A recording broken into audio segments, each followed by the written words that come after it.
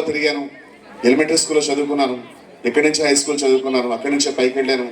ఎంత ఎత్తుకెదిగినా నా కాళ్ళు మాత్రం ఇంకా ఈ భూమినే చూస్తున్నాయి, నా కళ్ళు కూడా ఈ భూమినే చూస్తున్నాయి.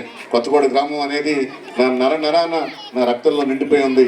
జన్మనిచ్చి నా నేలకి ఉన్నప్పుడు నా చిరకాలం, నా ఆయుష్నంతకాలం సేవ చేస్తాను మనస్ఫూర్తిగా తెలియజేస్తూ, సుబ్రహ్మణ్య స్వామి దీవులతో ఈ గ్రామంలో ఉన్న ప్రతి కుటుంబం ఆయురారోగ్యశ్వతాలు ఉండాలని, మీకు ఏ చిరు సహాయం కావాల్సి వచ్చినా నేరుగా మా ఇంటికి వచ్చేయండి. ఇప్పుడే పెద్దలు ఉంటున్నారు, ఈ గుడి దగ్గరికి వచ్చినప్పుడు మీరు ఎందుకంటే చెవులు నీళ్ళు కట్టుకున్నారో మా మీద కట్టేసుకోవచ్చు కదా అని.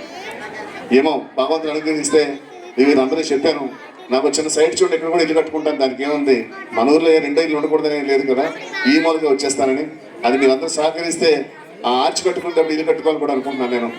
చూద్దాం, దేవుడి దయ వల్ల మీ అందరి జీవితాలు బాగుంటారు. ముఖ్యంగా తమ్ముళ్ళందరూ కూడా బాగా చదువుకుని, చెల్లెళ్ళందరూ బాగా చదువుకుని, అమ్మాయిలందరూ చదువుకుని భవిష్యత్తులో మీ కుటుంబాలు బాగుండాలని మనస్ఫూర్తిగా మరోమారు కళ్యాణ పోతురాజు బాబుని, పరమశివుడిని, సుబ్రహ్మణ్య స్వామిని వారిని ప్రార్థిస్తూ, ఇంత మంచి అవకాశాన్ని అభిమానంతో ప్రేమతో మాట్లాడడానికి అవకాశం కల్పించిన మా తమ్ముళ్ళందరికీ, కమిటీ సభ్యులందరికీ, పెద్దలందరికీ కూడా మనస్ఫూర్తిగా నా శుభాకాంక్షలు, నమస్కారం తెలియజేస్తూ సెలవు తీసుకున్నాను.